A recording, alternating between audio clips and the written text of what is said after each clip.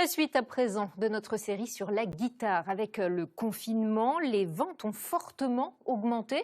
Cela profite évidemment aux grandes marques, mais aussi aux artisans luthiers qui conçoivent des instruments sur mesure.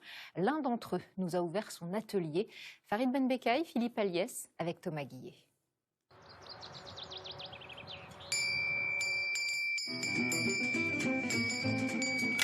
Bonjour, bienvenue, c'est par là.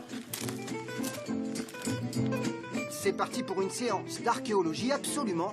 On parle bien de la Sicor. Généralement, je finis ici en érable, par exemple.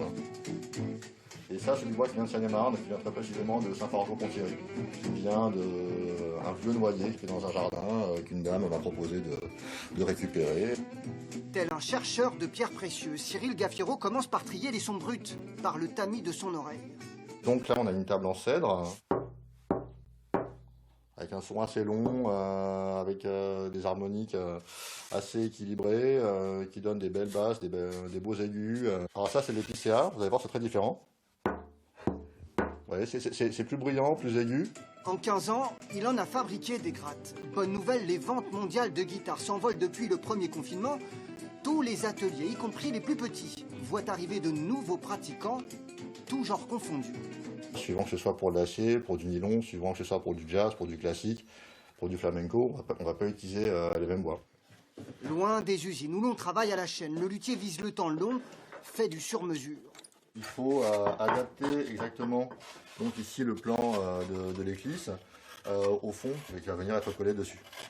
On est toujours en fait dans la recherche de compromis entre la légèreté, le plus de finesse possible, mais en même temps une rigidité suffisante pour que l'instrument puisse bien fonctionner sans se déformer.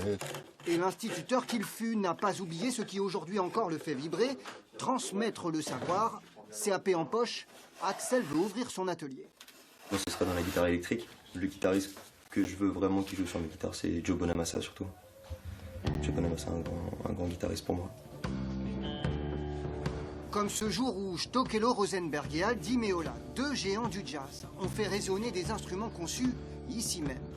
D'avoir ces deux grands musiciens dans la plus belle salle de concert de New York qui jouent sur mes instruments, effectivement, pour moi, ça a vraiment été un moment très fort, quoi. Et puis qui a marqué une étape dans ma carrière aussi, où au niveau des commandes et de la crédibilité, etc., j'ai senti un avant et un après. Pour l'une de ces grattes, comptez 2500 €.